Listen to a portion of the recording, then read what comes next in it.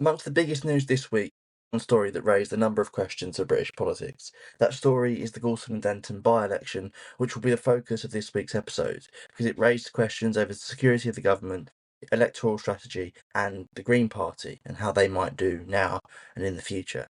As always, the written script with the detailed analysis and stories I'm getting this info from are available on NewsOfTheWeek.net. This episode will just focus on the one story, but it will do so in the normal way, with the balanced and in-depth coverage I try to bring to the news every single week. That means that if you're unsure about the Denton and Gorton by-election and how that has affected British politics this week, the roundup is the place for you. At some point in the near future, I will aim to do a full written episode on some of the other big news this week, but for now, we'll stick with just the one story. Let's catch everyone up on actually what happened.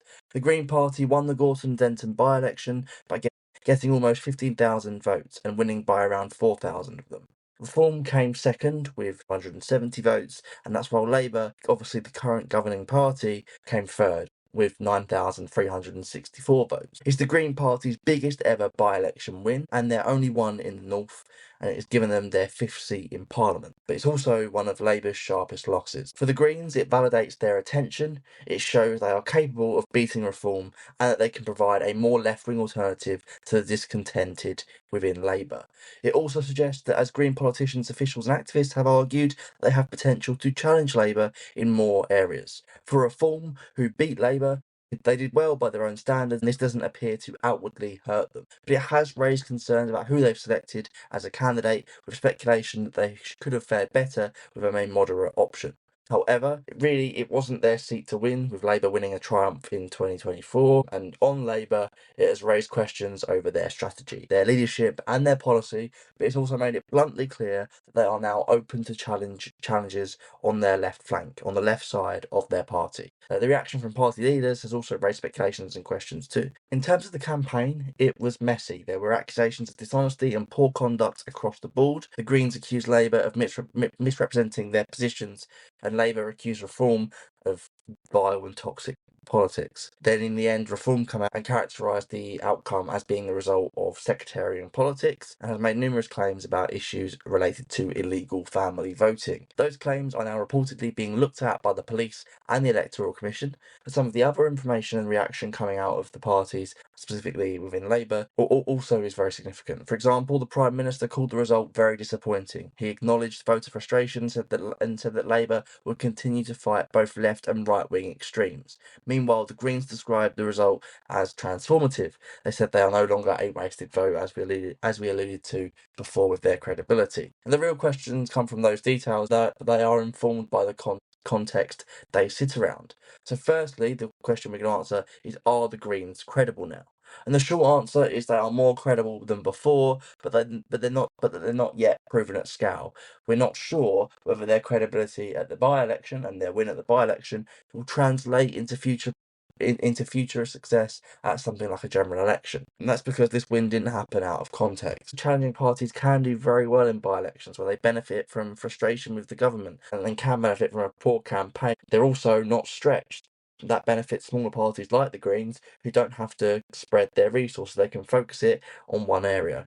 It takes away a weakness they have with bigger parties. Even if we take that into account, it isn't easy to measure how much frustration was a motivation behind voters at Gorton and Denton making their decisions. So in this election, it's not easy then to judge the claim from the Green Party that they could win more seats in the future. But there's a huge frustration with the government. And although that might not translate into a general election in 3, maybe even 4 years' time, the local elections in May should be a very different story. That frustration doesn't seem like it's going to go away, so at least there, the Greens will be credible. If there are any by-elections in the short term, you would expect the Greens to provide a good challenge now, as they have done in Gorton and Denton. So yeah, they're more credible, but it's how much they can continue to benefit from the forces that they benefited from in the recent by-election, which will establish their future credibility. The second question that's worth answering is on what happens to the government. As we already said, there's been an immediate speculation because of the result. By coming third, losing by 4,000 votes, and losing to a party on the left, all create a different problem for Labour than what they've already been experiencing. For example, that speculation has been reinforced by potential leadership challengers like Angela Rayner coming out, calling for a reflection and saying the result was a wake-up call. It's also significant because it's affected by the circumstances around the election, where there are issues between the government and the backbenchers. The issue is that there is a conflict between the backbenchers, with some calling for a change of tact and some calling more radically for a change in leader. Now, we've seen a cabinet minister resign since, although I don't think it was related. The overarching theme of this question is that there isn't certainty yet. There isn't certainty on what the backbenchers will come, or how many backbenchers support what sort of action. But whether the government can actually shift to the left, as some of their MPs want, and as now seems like a reasonable goal. And the third thing that we're uncertain about is who could challenge the government if there was a challenge, because we've heard things about Angela Rayner, but she's not clear about a tax scandal yet, and she might not be able to command the party on that basis.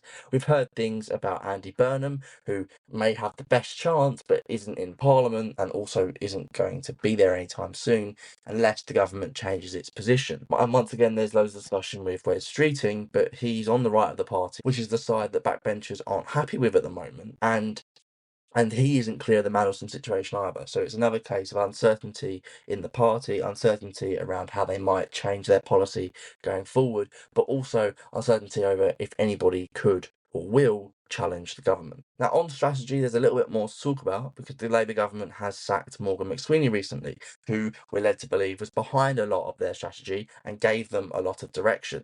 It's now lost the by-election, employing the strategy attributed to him of Labour being the ones that could, being the only ones that could take on reform, because now the Greens can also claim to take on reform. So the suggestion is there's going to have to be a change in strategy there, but we're not sure what that will look like. In terms of the other party strategy, the Greens can just double down on what they've been doing, and they may well see more success just from doing that. And in terms of reform, their strategy has come under fire because obviously they haven't won.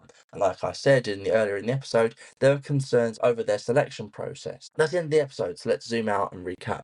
The government have been challenged following this election, and they might move to the left over it, because that's what partially where they've lost votes, and they've been challenged by a left-wing party. There's also new speculation over a leadership challenge for Keir Starmer, as we've heard for many, many weeks, but we're uncertain on how that could take shape. We are not sure whether this will result in more credibility for the Greens, but it looks like it will, especially in the short term. That's all the news I got this week. But obviously, I said I'll try and get a written episode out of covering the other stories later on. But for now, go check NewsOfTheWeek.net for the complete breakdown of this by-election, which you'll be able to find on there. Have a good week. Bye.